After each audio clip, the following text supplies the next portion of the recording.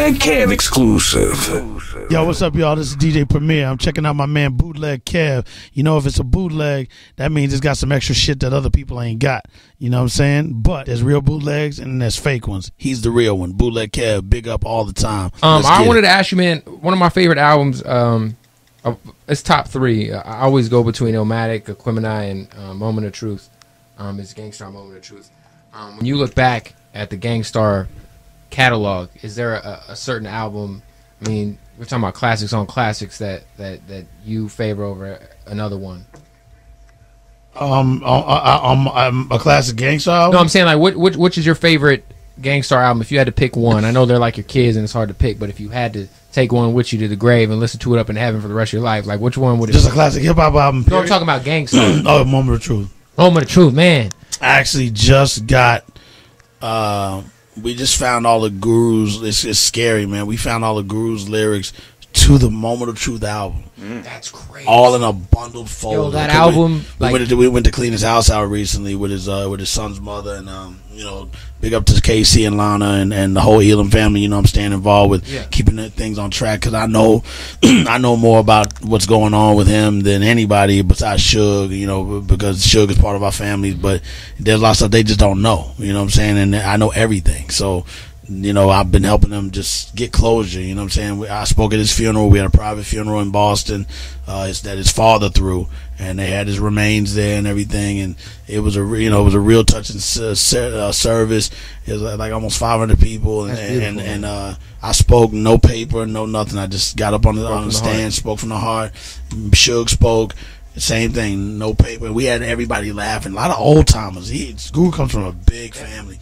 And it was ill just to be leaving the place and all these older people walking up going, young man, you were so funny, and oh man, you had us laughing, and that made me feel good because they said everything you said, we knew that was Keith, and stuff like that, because I've lived with him for almost 7 years. So and fights and fights and fights. Some stuff is it's no matter what happens, it's an unbreakable bond.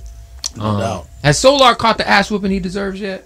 I mean, I always don't want to put anybody that's not on my level even in the mix of even being talked about. Well, I hope he runs into Little Fame one day. He's not on my level. So if Guru was out talking about me or something like that, then I would speak up and say stuff because Guru's on my level. I know the guy, and the bottom line is, you got to look at it like this. Whatever Guru allowed him to do is what he allowed because he's a grown man. We weren't around during that time to see what went on between the two of them, so we can't really interfere with that part of how it ended. Like I always say, the saddest part about it is that he died tragically, and that's not how he should have gone out.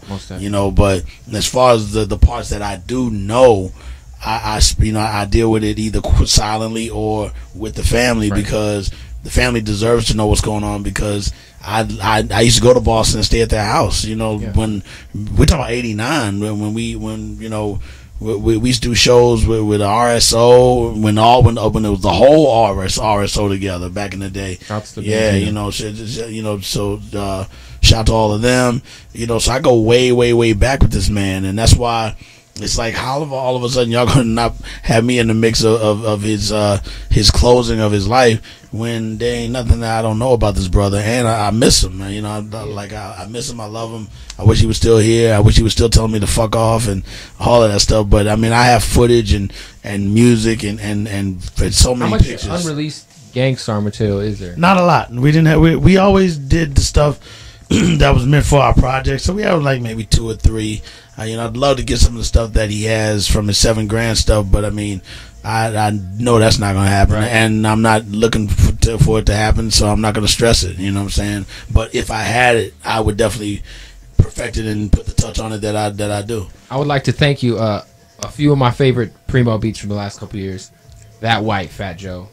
Thank you. That right there, man. We played that for like a cool 1 straight in Phoenix. Good shit. This year you did the Royce 2nd place. Yeah. Bananas. Thank you, brother. Absolutely bananas.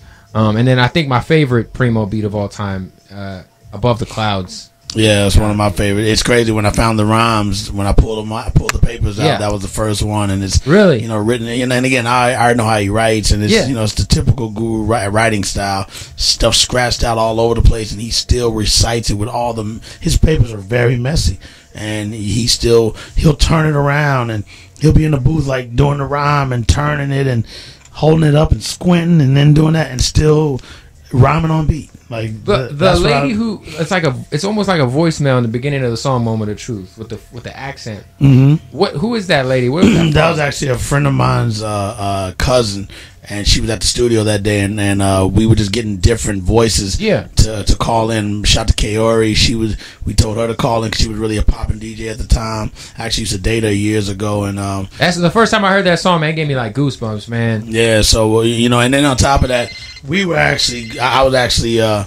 I had actually just gotten back in the group because me and Guru had broke up. When I broke up, I left the group. Yeah. At that time, we were having just a problem with his drinking.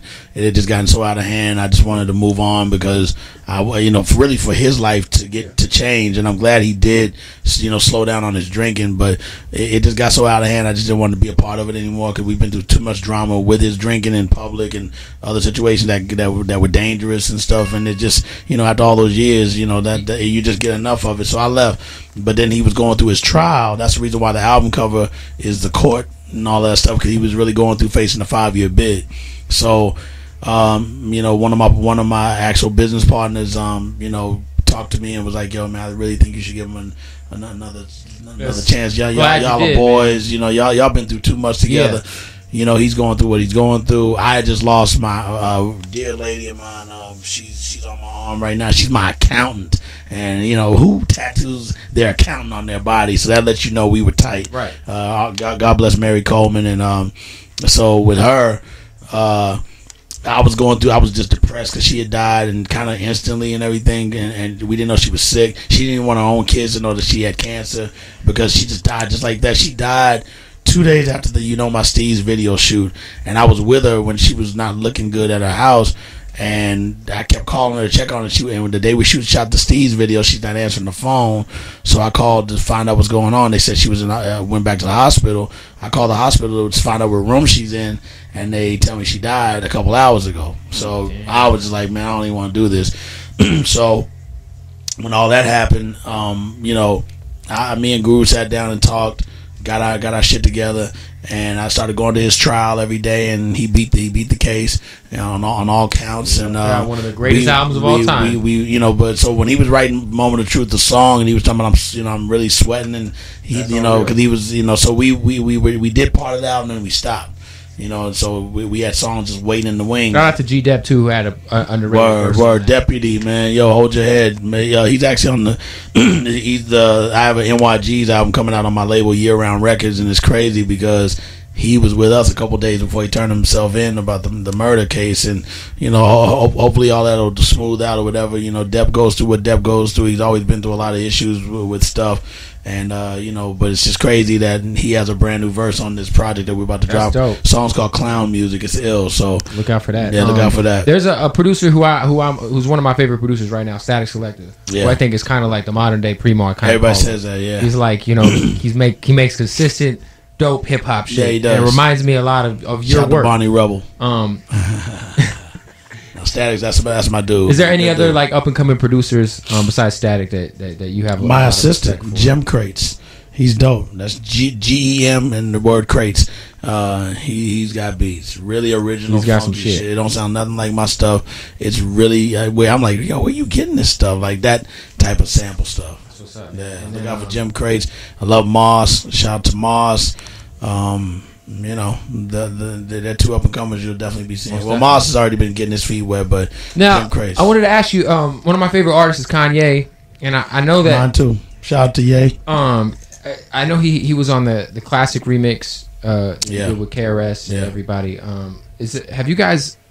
That's the only time you guys have technically he's been on one of your beats. The joint that record was a remix. That was a remix. So it wasn't like he was in the studio with you. Rick Rubin did the original for the classic Air Force One anniversary. When are you and Kanye gonna get together and make some music? I was really hoping beats for Twisted Fantasy. I gave him some for the throne. He said he was going to use them. It doesn't happen. No biggie. I actually, one of them that was so super unique that he even emailed me twice and 2 other occasions like, yo, I need that beat again. And it'll be months and months later. Right. It'll be like 6-7 months later. Yo, you still got that beat you gave me? Yeah. Send it to me right now. Boom. Send it. Because he had Pete Rock. I mean, when he hooked up with Pete Rock and for the joy, like, oh yes, a Primo collab gotta be coming soon. Yeah, but the one that the Freddie Fox album, the Bumpy Knuckles album that's coming out with me on March 27th, we have a record called "I Never Put My Focus Away." That the beat that he kept saying, "Yo, send it again, send it again." It's crazy. I'm gonna be looking out for that. It's real slow, but it changes into 3 parts, and it's dope. It's real emotional, but raw. I'll be looking out for that. Before I let you go, man, you've worked with everybody. I mean, is there anybody who you haven't worked with that you Busta was on my list, but we just did 2 gutter bangers. Yeah, as far as he's on Cash Money. Yeah. Now, so shout out to Busta Buzz. Yeah, they're both straight raw preem Busta. There's like two artists that can do anything to me, like Fat Joe and Busta Rhymes can make the most commercial, right? Like, sing songy love, like Busta will hop on Chris Brown's record, Fat Joe put out too. But when they do their hip hop shit, my goodness. Yeah. Especially like Fat Joe. Fat Joe to me is so underrated. That's what's up. Yeah, well, me and Busta did 2 bangers. One of them is the intro to his album, but he rhymes on it, and I'm scratching at the beginning. Like I'm introing the album, cutting all these different. I'm cutting all these different Busta shits, and like Busta rhymes up in the place, and then I break it down. Busta rhyme.